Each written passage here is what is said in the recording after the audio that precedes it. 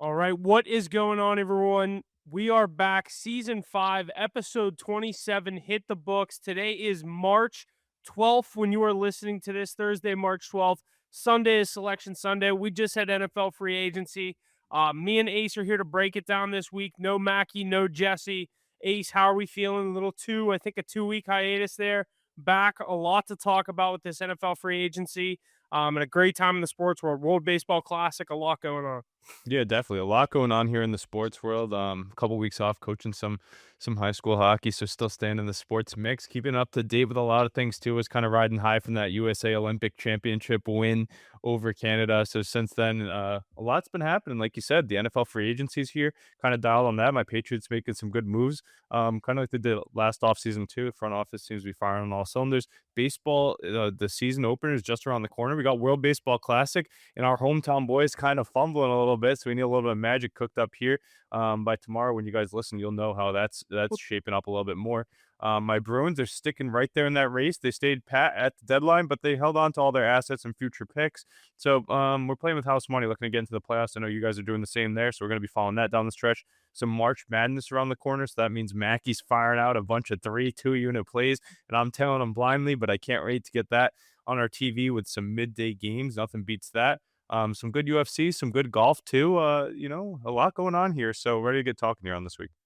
Yeah, absolutely. We'll jump right into the NFL free agency. Obviously, free agency, the legal tampering period got underway on Monday. Free agency officially starts today, Wednesday, when we were recording this.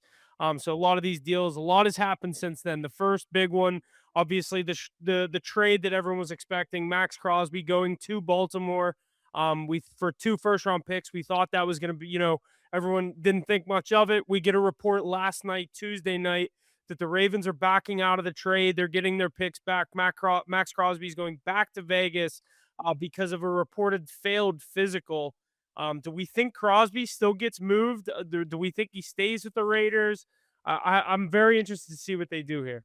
Yeah, I mean, I feel like they still have to move him. Look at all the pieces they just signed. They spent so much money in the offseason, thinking he was out the door, loading up on draft picks, and they were set to go on their way. They got the package they were looking for. Then the Ravens pull a backhanded move, cancel it on the physical, then move and sign Trey Hendrickson the next day. I know we'll get into that here shortly, but crazy play by the Ravens here. All I can think of, if this was my Patriots and this was Bill Belichick, I think he'd have a 1 year suspension. We'd be losing draft picks. There'd be an ESPN special on it.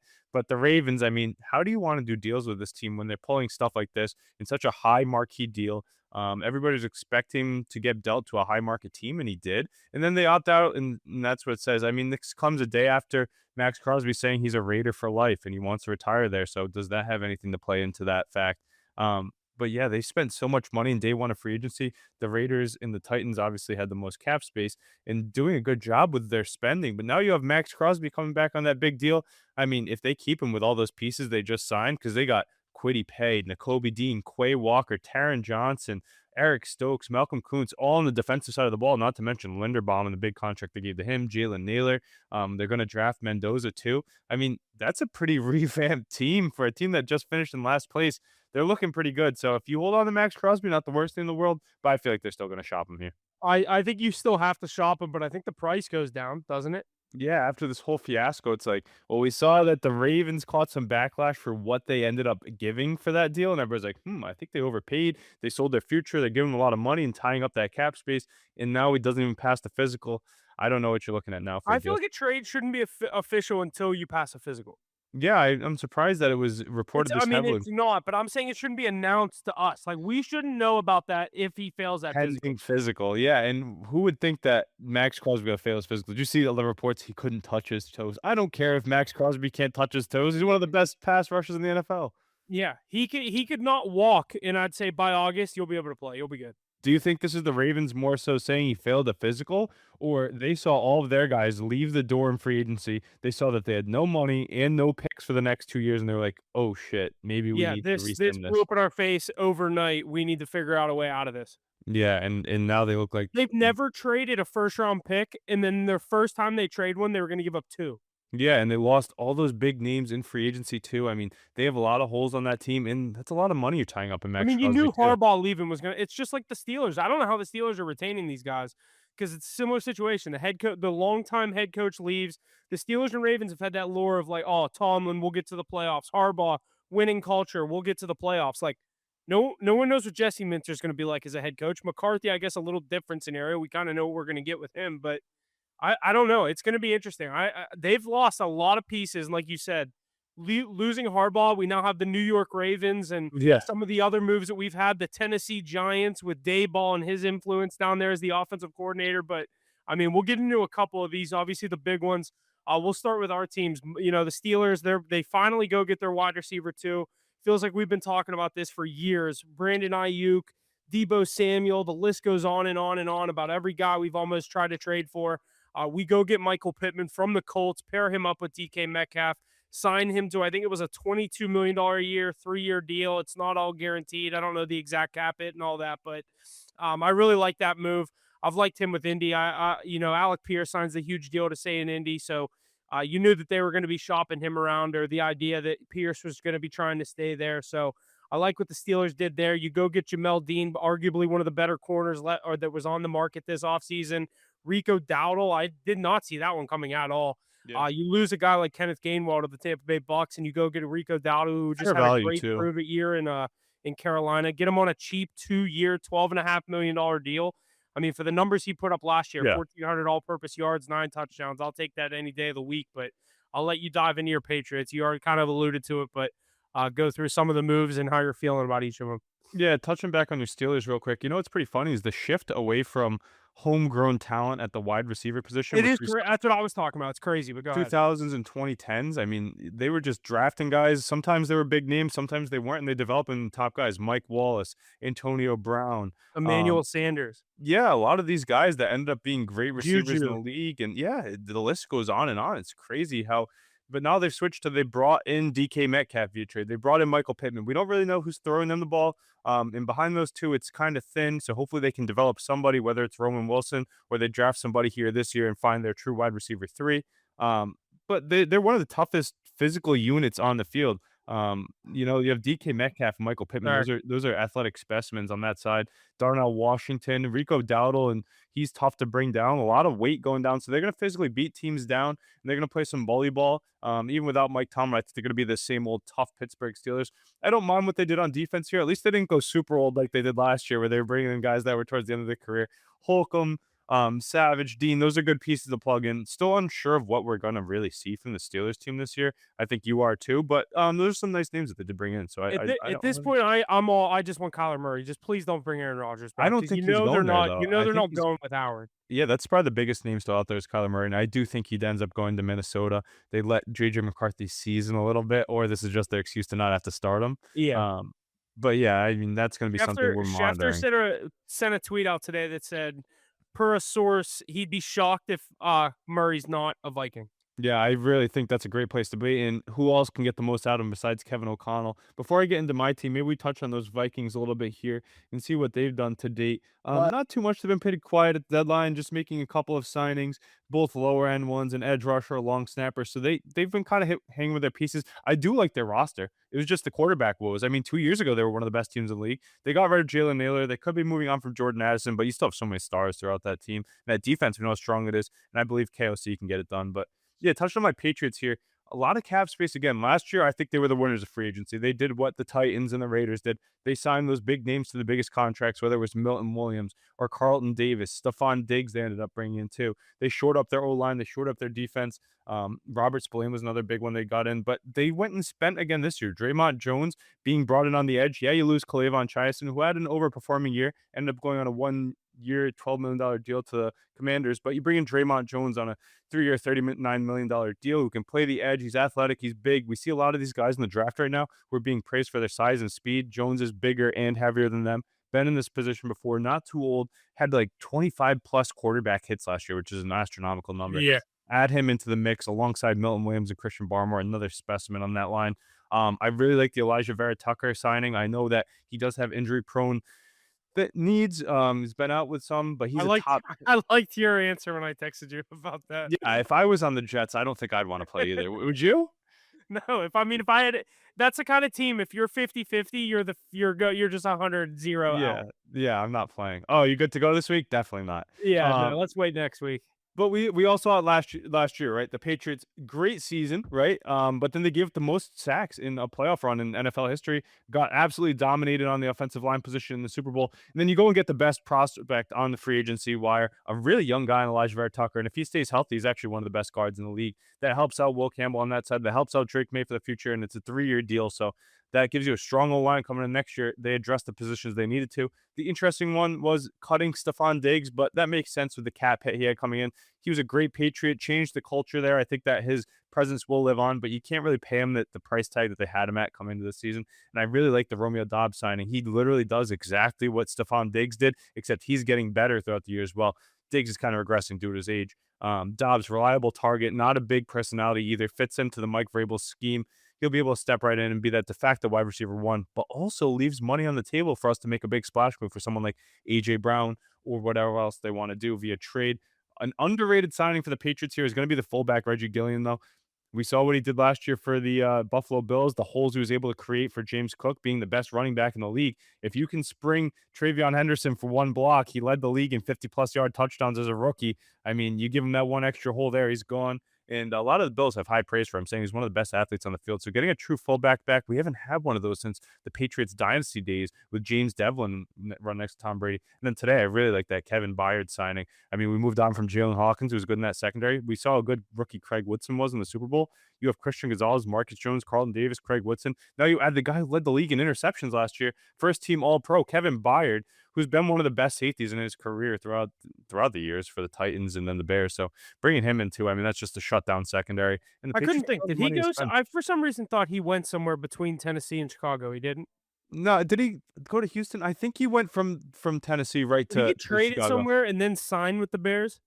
That could be possible. Let's look at the Kevin Byard career arc. Kevin I feel Byard. like he played a half a season somewhere. He got traded at the deadline from the Titans to somewhere, and then he signed with the Bears. I know he was a nope. Oh yeah, he was an Eagle. He was an Eagle. Kevin That's Byard it, was a Eagle. very short stint as an Eagle in He 2023. So went I to the believe Super Bowl with the Eagles when they and he lost. lost. Yeah, and Yeah. he was a captain so long for that Titans team, and he kind of changed that Bears defense. They had a lot of young guys, kind of similar to the Patriots secondary. Patriots more proven now, I'd say, but he steps right in. He gets to play that role. I mean, that defense is looking mean, and the Patriots still have money to spend. They still have they held on to all their picks too, which is absolutely amazing. So I'm Yeah. not mad about that. Would I be happy for get AJ Brown? Yeah. Do we need to? I really don't think so. Josh McDaniels gets the most out of whatever he has in his diverse offense, but I think both of our teams making good moves here early on in free agency. Still a lot more to go. Could see some trades from the both of us. More so, I think, from our team than your team. I think you guys aren't really willing to part with your picks, where we could part with some. Um, so that's something to keep an eye on. But we talked about the Ravens a little bit. They lost a lot in free agency. You talked about the Harbaugh effect of all those guys going over to the Giants, which if I was a Ravens fan, I wouldn't be mad. I wouldn't want to pay Isaiah Likely all that money. I think they lost Nate But Wiggins too. did you see what Harbaugh kinda did with their tight end situation? But Like, a month before the end of the season, Harbaugh gave Mark oh Andrews a yeah, he 3-year, extended Andrews. Yeah. $40 million extension knowing he was getting fired. Yep. And then he Let takes their young Likely guy. hit the free agent market and signed Isaiah Likely to a $100,000 more Identical. contract. Yeah, 3 years, 40 million. Yeah. So So now the 13 Ravens are million. stuck with Mark Andrews on that money on the books for the next 2 or 3 more seasons. I personally am not. I think it's tough to pay Mark Andrews at that age, but I'm personally not a big Isaiah Likely fan. He's a glorified wide receiver. I know that they have a very big place in this game in their mismatch, but I don't know. I like a guy that can do it all and block a little bit for you too. I don't know if I'd pay him that much money, but shout out to the Giants. They have the money to spend in a young team. Go get that Yeah, playmaker. they're not paying a quarterback yet, The so Ravens, though, Huff, we talked about moving on from Max Crosby. Very next day, though, they go out and get Trey Hendrickson. I think that quelled a lot of the fears that the Ravens fans had. They were like, "Oh God, we have nothing now." But the silver lining is you keep all your picks and you have Trey Hendrickson on the same price. Not much of a difference. I know Crosby is much better, but Trey Hendrickson's top 8 pass rusher in the league, I'd say, off the top yeah, of my head. yeah. Good ad there. They grabbed Jalen Hawkins for my Patriots too, so a nice safety ad. We know how torched their secondary was getting last year, so a guy that played every snap on the best team in the AFC last year doesn't hurt. But I think that Trey Hendrickson move is big. I just can't believe that the Ravens keep tying up so much money in singular guys when they have a lot of holes to fill. we talked about this before. It's like the Brady effect when he took the pay cuts to play on teams so they could spend the money throughout the teams. You're looking at all these teams now, the Chiefs, the Ravens, like you're paying all these guys such a lot of money, and then it's the teams like the Patriots and the Seahawks going to the Super Bowl. I don't know, just my thought process. It's Yeah, interesting to say. yeah. Yeah, I mean, a lot of big moves. Obviously, I think we're still going to see a couple more. Obviously, Kyler Murray's still out there. We'll see where he ends up going. Like I said, I think it's pretty much written on the wall that he's going to be a Minnesota Viking. At least that's what I like that Adam one too. Schefter thinks. But I'm hoping to get him in Pittsburgh. Just really don't want Aaron Rodgers back here, but I think the writing's on the wall for that. But What yeah, it's about been a good. that Kenneth Walker deal of the Kansas City Chiefs? I'm actually pretty hyped. I know a lot of people like to hate on the Chiefs, but I think that's a great deal. I can't believe the amount of good players the Seattle Seahawks let walk in free agency. Yeah, it happens every year to the Super Bowl champion. But that's a lot of people, and that's your Yeah, Super Bowl MVP. I know they have Zach Charbonnet, so like this move I'm not too worried about as much. But the Tariq Woolen move, you lose him to the Eagles. I think the Chiefs kind of overpaid a little bit. You think? I mean, they've been desperate. When's the last time they had a good running back? Jamal Charles? That's why they think they were just like fuck it, just pay him. Like And if you out of an elite running back, I'd say Kenneth Walker is a top 10 running back. I don't know. He's never gotten the full share lion's I share don't of know about 10. workload. What do you think he is? 10 to 15? I bet he's in the closer to 15. Yeah, so 12 to 15, we'll say. But he's never gotten that You could lion's rattle off share an of 8 work. before you even like start Yeah. thinking. You know what I Yeah, mean? but has he if he got the full workload like some of these guys got? I don't No. know. We saw it in the Super Bowl. He always had Charbonnet to split with, and I think his touchdown numbers are pretty deflated from those vultures, right? Yeah. Yeah. Speaking of running back, a move I like that sent Montgomery to the Texans. They replace him Mm. with Pacheco. I That's a good mean, 2. that's a great number two. Pacheco was never really able to get it going with the Chiefs as the number one. He always Mhm. had Hunt or someone else there to, Injuries. running back by committee. That's kind of how the Chiefs have been. But I think that's a great replacement for David Montgomery as a goal line hard nosed back. But I think this is mainly the year of Jameer Jahmyr Gibbs Gibbs. could possibly be up for the offensive player of the year. Yeah, him and Bijan Robinson finally getting to be sole backs. They lose LJR, they lose Montgomery in their backfield, so they get the full workload. But I do like your thoughts there with the Pacheco signing. I mean, we've never seen Jahmyr Gibbs with a completely full workload. So if there's a chance he gets dinged up, misses a week, gets hurt, we'll knock on wood for it because we want to see a full Jahmyr Gibbs season. How many people are gonna be flocking to the waiver wire? I got Isaiah Pacheco, and you're like not too worried about it, and then he puts up 12 for 36. Um, but that'll be interesting to watch. What about the move that a lot of people thought was an interesting one? Sometimes careers go to die when they do things like this. Travis Etienne going to the New Orleans Saints, first time playing without Trevor Lawrence since he was in high school. Yeah, I don't know. I think the Saints are kind of building something decent down there. I think Shuck is their guy. Me I too. think he could end up being pretty good. It's a weird division. The Bucks just lost Mike Evans. We didn't touch on that one, but I think the Saints. That's a weird division. The Panthers spent a lot of money in this free agency. They went and got Jalen Phillips. I don't hate the move. I think they overpaid for him. What are you going to do with Kamara though? Are you going with Kamara and ETN? He only wants to retire at Saint. He kind of tied their hands because he should have been dealt at the deadline a couple of times. Would have liked to see him go to a contender last year, the year before. Someone like the Chiefs could have used him, but he wants to stay there. He's just going to be their RB2, I guess. Because all those Yeah, young guys they kept rolling out for Shuck were nothing. Neal and Velas, DeAndre Jones, and Miller. Oh, yeah, DeAndre Veely. yeah, No, he's Bailey. a Yeah, that's receiver. it. Yeah, whatever it is. But Neal and Miller, I never liked anything they had besides Kamara. So Yeah, ETN had an insane season.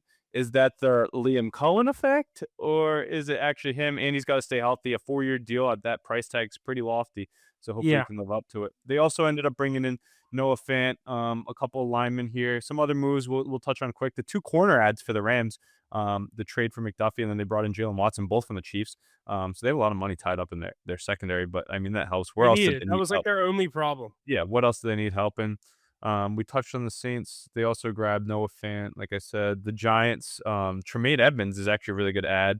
Um, Micah McFadden. They got a real kicker. My Giants friends were actually really hyped that they got a real kicker. You remember they were rolling out the Irishman that was playing rugby last year? And my buddy sends a screenshot. He goes, "Finally!" They get Jason Sanders from the Miami Dolphins, a pros pro, a guy that has a big leg too. We touched on the Raiders and the plethora of money they spent. I think they could make some noise. They're in one of the toughest divisions in football, though, so I don't know how much noise, but they're setting up Mendoza for success. You already have Genti and Bowers. I mean, I still think they're lacking in the wide receiver game. Jalen Naylor, how good is he? I don't know. Um, Texans adding Reed Blankenship that broke up the exciting whites and for the Eagles. They brought in Braden Smith. That's a great lineman. We saw how badly CJ Stroud was getting crushed last year. I think they're rolling with Stroud again. Remember, people were saying, "Oh, they're not going to bring back Stroud's their guy." I think Yeah, he's their guy. yeah. The Cleveland Browns shoring up that D line, or O line. They spent a ton of money to protect Shadur Sanders. So I would like to see Shadur Sanders with a clean pocket because I think he has the floor of a Mac Jones, in my opinion. I don't know. I want to see it. The Jets paid a ton of money around. Do you think they made any good moves, or is it just a bunch of bad ones? Yeah, I think it's just the Jets. We have to see it before we can believe it from them. It's all veterans too. Demario Davis, Minka Fitzpatrick, Geno Smith, David Onyemata. Like, are those guys making differences? I don't know. Malik Willis going to No. Miami Dolphins. What do you think about that? Eh, I was telling Mackie last night, I'm like, that's the one, like moves like that are what make me glad that I'm a Steeler fan, not like a Arizona Cardinals or Miami Dolphins. Like our teams, no matter how desperate you are for a quarterback, we would never pay a backup quarterback that came in for 6 games, $66 million over 3 years. Yeah, I agree. I I don't care don't how good you look in those 6 games. Like certain teams are just like, we're good on that. We'll draft somebody. We can I figure it don't think out. Malik Willis' ceiling so high, but I think his floor is better than Tua, though, so we could see some more stabilized games for the Dolphins. You get that RPO and, read option running with Malik Willis and Devin Achane. I mean, might not be terrible, but they have a Yeah. whole new coaching staff too. I don't know, 3 years is a long Waddle, they time. still have. I mean, they lost a lot, but it's gonna What be about the Colts paying Danny Dimes $44 million a year? that's a lot, yeah, and I like him, but that's a lot. That's a lot. That's a lot. Alec Pierce. Okay, Alec Pierce is really good, but why did his stock rise so much when he only had 47 catches? He's making $30 million a year, top 10 paid wide receiver in the NFL, 4 years, 116 mil. I think he's going to be good, but I don't think he's top 10 good. Yeah, no. The money they were handing around this week is insane. Odafe Owe got, like, 4 years, 100 million to go to the Commanders. Yeah, they just have money to spend. We'll get to them in a minute. They sign a lot of people, but this Alec Pierce thing, like so many teams were in on. My team was in on. He was offered more money by other teams. They turned down to stay in Indianapolis. Yeah, Where did the Alec Pierce stock come from? yeah. I know he had a good late season, but I don't know. I mean, shout out to his agent though. He really worked the Yeah, books on that one. The yeah. Broncos staying pat with a couple of re-signings, nothing crazy there. The Commanders, they brought in Amik Robertson, Adafe Owe, Tim Settle, Clavon Chiason, Nick Cross, Leo Chanel. They brought in Chigo Konkwo. With a healthy Jaden Daniels, I'd like to see them compete in the NFC East. I don't think there's anybody too scary. The Eagles showed signs of life. I don't know how much longer their dominance will stay. The Panthers bring in Kenny Pickett, fifth team in 5 years for Kenny Pickett. I mean, he's just it's a 1 year deal, so he's gonna be somewhere else next year. It's Yeah, just he's gonna funny. be a different team next year, probably Miami or You think Jalen Phillips was an overpay there? I know he helps their defense tremendously. $30 million a year for 4 years, so 120 total. yeah, I think it's an overpay, but I think you kinda have to do that. Like, they have They money to needed to spend, get there's that guys guy out there. Yeah, you need someone like that. because they don't have anybody on that defense. They They also got brought rid in of Devin Brian Lloyd. Burns. They had to trade Brian Burns when they traded him, like, he was their guy. Yeah, Jalen Phillips, good ad there. Devin Lloyd, another good ad that really helps you at that edge and linebacker position. Tyler Algier, do you think he takes over that lead back duties in Arizona? I don't think Connor comes back and takes the job. We didn't see anybody step in too well and be the guy, Bam Knight and Michael Carter. He got that 2 year, $12 million deal. It's a guy I really like behind Bijan Robinson. Never really got that full starter's workload. I always thought he was a good running back. Yeah, I think it'll be at least you know, 1A, 1B scenario. I don't think either one is better, you know what I mean? I think they're gonna give Connor He's his still chance, he's young. been there, but, you know, coming off an injury, I think it's looking like it's gonna be Algiers' team. Yeah, and then they brought in Gardner Minshew too. Will be interesting to see if they start him at quarterback. I wouldn't really want to do that, but I guess they Yeah. don't really seem to care. They want to reset Yeah, that they're whole just team. a terrible organization. The Falcons with a lot of weird moves. I thought a funny one though was bringing in Tua Tagovailoa to back up Michael Penix because then you have the lofty lefty split. It was if you ever were to sign Tua Tagovailoa to a backup job, I mean that's the best one you could do. You don't have to change your offense when Penix gets hurt. Yeah, it's lefty, injury problems. Yeah. Rashid What could go Shaheed wrong? signing that 3 year, $51 million extension with the, Seahawks. I think it's a good ad. They just lost a lot of guys, though. But Pacheco, stay up like you there s with JSN, that's a smart move for him. yeah, the Bears adding a lot, though, actually. Nothing too crazy. They had some line help. I think Devin Bush is probably their biggest splash of this free agency. Yeah. I thought that Does he was an help? overpay, but They he had a lost good year Tremaine last year. Edmonds, though, right? They had Tremaine Edmonds. They end up Yeah. losing him. You bring in Bush. Yeah, I think Bush kinda peaked. I don't know how much better he can be. The Niners getting Mike Evans. You think he's gonna be good there? Is he the wide receiver 1, or you think it's Ricky Pearsall? He's the one. I think so too. And I think that's a good offense. You know who feeds his superstars is Kyle Shanahan, and it's smart by the Bucks to move on, right? They have Amika Ibuka, they have Chris Godwin still, they have Jalen McMillan. I like the options they have there. They brought back Cade Otton, they brought in Kenneth Gainwell, so I think both those teams will be solid once again. But a lot of good stuff going on in the league here. Boye Mafe signed a 3-year, $60 million deal with the Bengals. They also brought in Brian Cook. That brutal defense gets a little bit better. It couldn't get worse. So that's nice to see. Yeah. The DJ Moore trade, you guys touched on that last week. I mean, Yeah, I think we touched on that. The Buffalo. I thought. What did you that's think their about only that? move.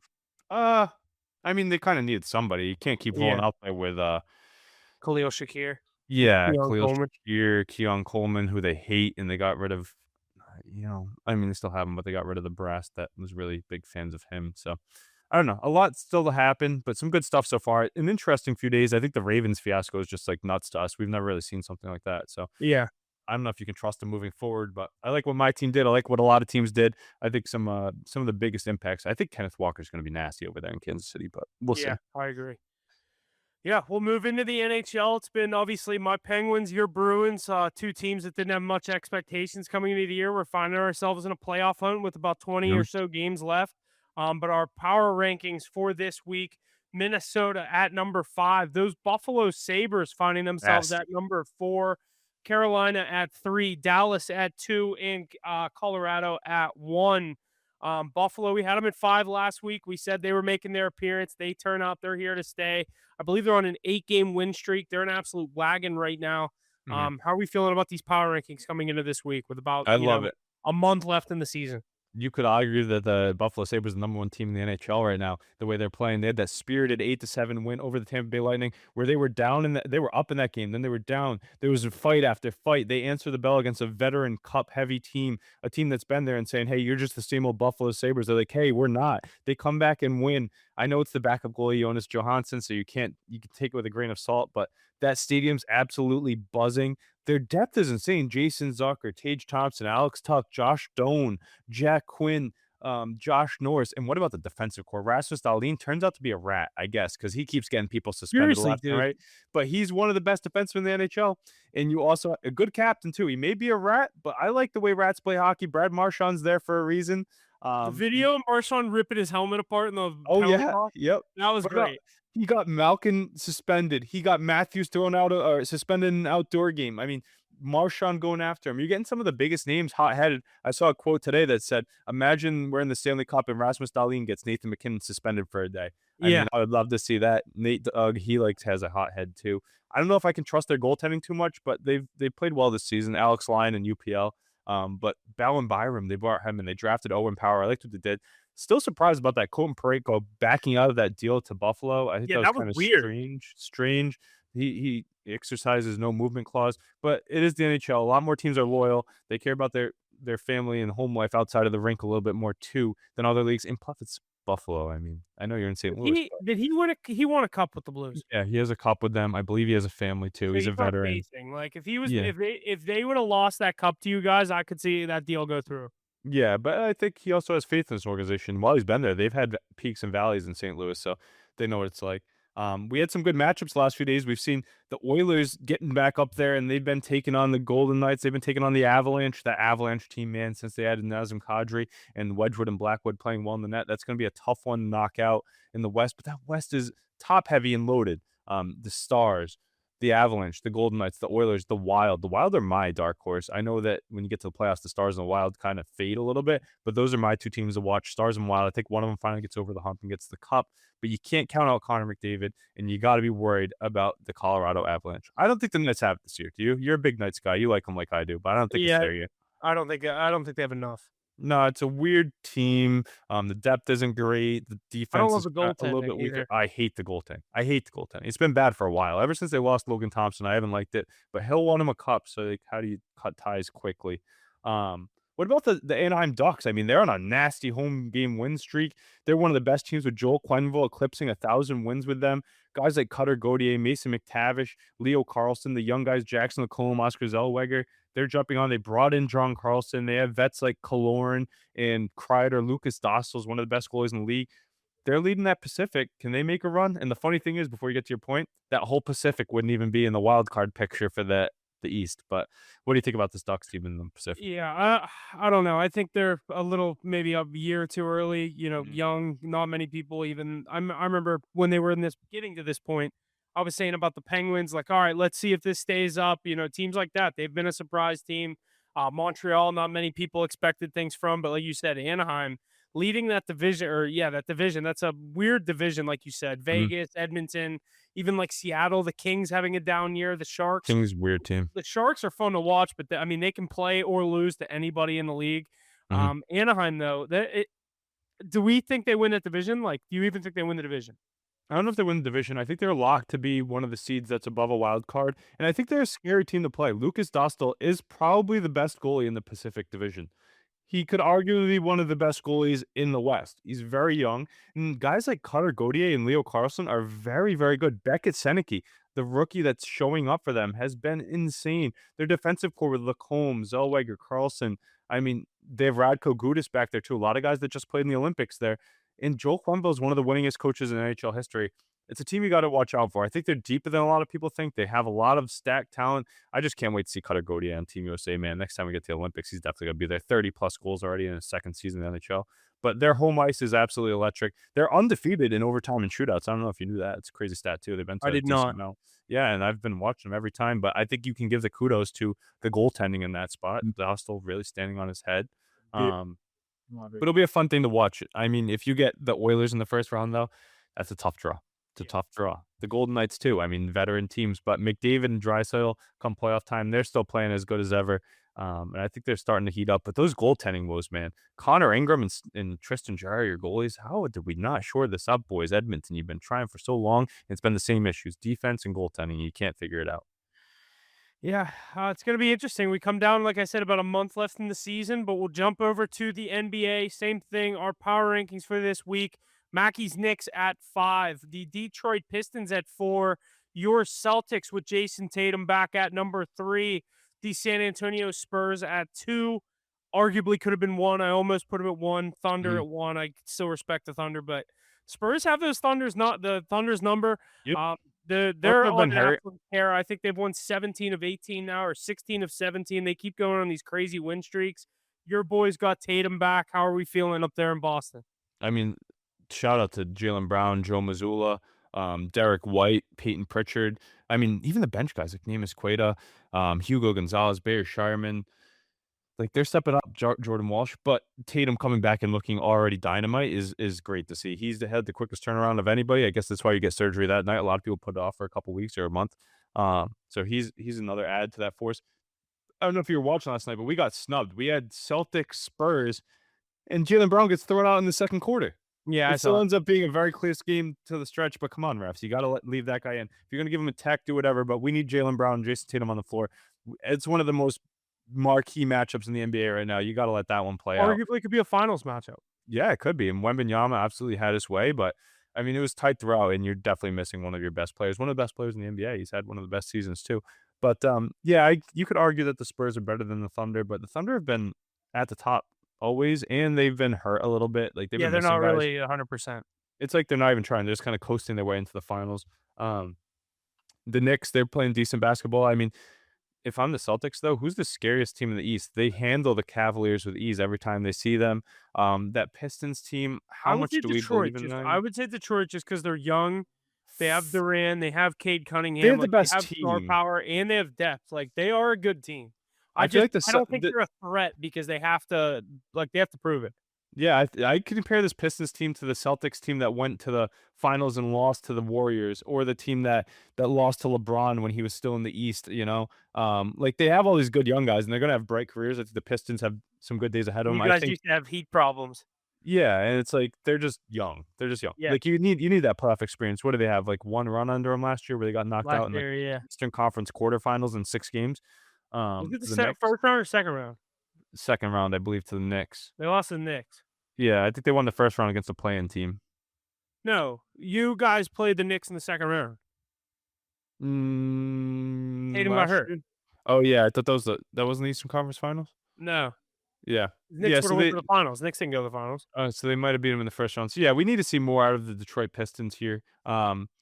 but that's a team that we're watching. Another one that I think has been fun to watch is the Charlotte Hornets. They're playing good basketball. They had a come from behind win yesterday. They got snubbed on the spread for me, but LaMelo Ball and Colt, it's like they woke up this season. They're like, hey, let's play some basketball. They might find themselves outside of the play-in, but does that team have a chance with the skill and star power? There, I talk hope about a so. super young I team. really hope so. I hope they make it.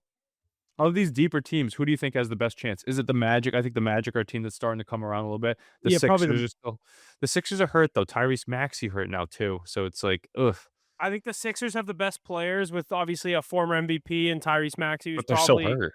arguably could be a future MVP, but I'd probably say the Magic. They're the best team top to bottom. Yeah, Piolo is really good, and they have some other they're a little dinged up too. Um, the Hawks are playing good basketball even with moving on from Trae Young. On the other side, though, the Lakers, they've been some underdogs in the last few games, beating the Knicks, beating the Wolves without LeBron James. Luka Doncic absolutely carrying the load. Austin Reeves chipping in as well. That's a scary team when you get there. Steph Curry out another 10 days. I don't know if you saw that update. So the Warriors, hopefully they can hang on for a play-in spot because I would like to see them get there. Anthony Edwards group, they're playing good basketball. The Suns are hanging around in that mix. I think the Rockets are very, very good team too. That's an underrated one you got to watch out for with Kevin Durant and then all of the youth, the superstar youth they have around them. They're not talked about enough, and that's not a team you want to see come playoff time. Yeah. The Nuggets Yeah. too. I mean, if the Nuggets are healthy, they could beat anybody. Yeah, true. I mean, you have Jokic, you have arguably one of the best players, if Murray, not the best player right now. But yeah, I'm excited for the NBA playoffs. I think it's the year. It's kind of the most wide open it's been the past 2 years. We had the Thunder. Everyone kind of knew the Thunder were going to win. The year before it was your Celtics. Everyone kind of yeah, was just waiting for the Celtics to win it. But I think this year it's pretty open. An injured Thunder team, Celtics getting their guy back, but we don't really know how that's going to look. I'm very excited for these playoffs. I can't wait for it. But yeah, we're sticking to basketball this Sunday, Selection Sunday for March Madness. We have our conference tournaments going on or underway as we speak. Our West Virginia Mountaineers underway right now against AJ DeBansa and those BYU Cougars over there in Kansas City. West Virginia jumping out to a nice early lead. They were a 4.5 point dog there. So rooting for West Virginia to shut down that number one overall pick and those Cougars, but a lot of other good games going on. A lot of the lower conferences had their conference tournaments last week, so we do have some of the official teams locked up for March Madness. Just to name a few: High Point winning the Big South, Wright State winning Horizon League, Northern Iowa, Tennessee State, Long Island. Fins up for Long Island. If you haven't seen that, you'll see it soon whenever they make March Madness. That's like the new Cinderella team that everyone's loving just because of their gym and how 10 people go to their games. But yeah, I'm very excited for March Madness this Sunday. Hoping West Virginia can make a run in this Big 12 tournament. If they get past BYU, they certainly have a chance. So something to keep an eye on there. But yeah, I mean, other than that, World Baseball Classic's been great. You kind of hey, alluded Hoff, to it. real quick, with Yeah. the March Madness here, before we get to Selection Sunday, I know we'll dive in a lot more next week. Um, who are two or three favorites that you think a lot of people are going to be picking to win, and who's one or two teams that you would pick Flor- from the top of your mind that could make a run? I think Florida is probably a popular pick. Everyone loves a repeat. Everyone loves that idea. They are good. They got guys like the transfer from Princeton. I'm blanking on his name. Lee, I think is his last name, but they have certain guys that they have the caliber, and obviously that they're able to do it. I'm pulling up the odds here because I don't even actually know the odds for winning March Madness. I haven't looked at this yet. I'm You know, trying a to lot of find it, people but like the Wisconsins, the Michigans, Illinois. Michigan, Michigan's tough. I think Michigan's a good pick to win it because they're such a good team, top to bottom. They have the big guys that can compete with anyone in the country. But teams like Arizona is going to be a popular pick. Will they ever get it done? I don't know. Teams that I like that maybe more a little bit of value pick. Iowa State 22-1. They They came could into put the a. year heavy, right? What'd you say? They came into the year as like one of the teams to watch out for, right? Yeah, they're all. I mean, they're always up at the top of the Big 12. I like Iowa State, Kansas. If you can get Darren Peterson in the lineup, 35-1 for Kansas. UConn, I think, will be another popular one per always. But your favorites are Michigan at plus 325, Duke plus 333, Arizona 475, Florida plus 600, and then Houston at plus 1,000. But yeah, my value play is going to be Iowa State. I'll probably end up having them. I don't know if my bracket, if I'm going to throw some money on them to win it, but I love that price. I'm going to shop that around and see what I can find those Iowa State Cyclones at. Duke's the best team in my opinion. That's probably going to be 56% of brackets will have Duke ending it. Will they win it? They're the best team. They'll probably get to the Final Four, but the best team hardly ever wins. we're in the NIL era where we're probably not going to, the era of the upsets are kind of over. The Cinderella runs with some of these teams just being $20 million rosters going up against mid-major schools. But yeah, I think we're in for a great March Madness run, like kind of like what I said in the NBA, a year where it's very open up. Last year we had Florida, who everyone knew was the best team. We've had UConn in the past. I don't think there's that one team this year. Obviously, everyone's pointing to Duke, but anytime Duke's good, people go, point the finger at Duke. Duke's the best team. They get all the blue blood hype. They get everything. And they choke. But I truly think it's going to be a team like an Iowa State, an Illinois. Man, I do think Florida has a chance to repeat, especially because I like the idea that the last time Florida won, they did go back to back in Mm. 06, 07. It's They that. win it this year. Could they just go back to back again and that just be their thing? And then they go another 20 years. Hmm. But I don't know. It's going to be interesting. I always got to see how the bracket turns out. And then that's usually when I take a future once I can kind of see what their path looks like. But yeah, Selection Sunday this Sunday. Stay tuned. We're going to be getting conference tournament picks out all weekend. I think Mackie ended up posting a couple for you tonight. I didn't end up looking at the board today. It's tough with these fucking noon games when I'm at work, and I realize the games start at noon, and I can't, look into anything the way I want to. But yeah, we'll get some of these picks out. West Virginia's on right now, hoping they get, advance. But yeah, like I said, the World Baseball Classic's been heating up. Our boys need some help tonight in a game that's Crazy. underway. I believe right now, 7 o'clock or 8 o'clock. I'm not sure when this game starts, but USA loses to Italy 8-6 in pool play Tuesday night at Dakin Park. All eyes are on Italy, Mexico tonight at 7. So this game is underway on FS1. Multiple advancement scenarios are still in play for all three remaining teams in Pool B, our pool. If Italy beats Mexico, then Italy at 4-0 in pool play would be the Pool B winner, and Team USA at 3-1 would be the runner up. Italy and the US would both advance to the quarterfinals, but if Mexico defeats Italy, then Mexico defeats, I can't read this. If Mexico defeats Mhm. Italy, or if it, fuck, I'm skipping that part. In that scenario, Mexico would advance, and a mathematical Less tiebreaker than would be 5. Less than required. 5 Yes, the runs less than 5 runs. So basically, if there's less than 5 runs scored, is it by either team? I didn't by really Mexico. understand that. By Mexico. So if Mexico scores 4 runs, USA is screwed. it doesn't matter if they win or lose. If they lose, if Italy wins, no matter what, USA's in. If Mexico wins but scores less than 5 runs, USA's out. So if If Mexico wins 5-0, are we in? I believe so. I think it's 5 plus, so I think the 5 would Okay. cover it. But I think if it goes to extra innings, then USA's out. Jesus Christ. I got to get this game on. Imagine this USA team not making it. It's craziness. Did you bet them Um, to win it? I did. I took plus no, 100. I was no. like, fuck it, they'll take it. You thought it was free. Yeah, I was like, fuck it, they're going to win it. Now we're sweating in pool play to I'm even get sweating out them. a fucking pool play, Italy versus Mexico. Yep, just because we had to start Ryan Yarbrough. You see the names on that roster, and in a Well, they started game, McLean. yeah, and then Yarbrough got shelled a little bit too. Jack Caglione really snapping it out. Kyle Teal with a home run too, but offense not coming to life until like 7th or 8th inning. But it's crazy they gave up that many runs. I mean, you hate to see it. Mark Yeah. DeRosa, the manager for Team USA, seemed like he didn't even know they could miss the playoffs in the pool play. Yeah, that's fucking crazy. It's like, how do you not know the rules? But regardless, your Team USA, you should just win the game. Just win. Yeah, just win. Yeah, don't worry about that. Yeah, Yeah, craziness. it's going to be interesting. We got some good sports heating up. Great weekend coming up with the players.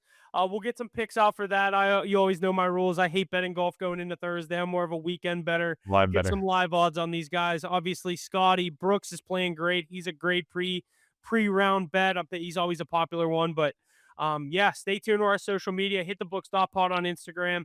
Hit the books_pod on Twitter. That's all I got for you this week. We'll see you guys next week. Thanks for listening. Appreciate it. We'll see you next week.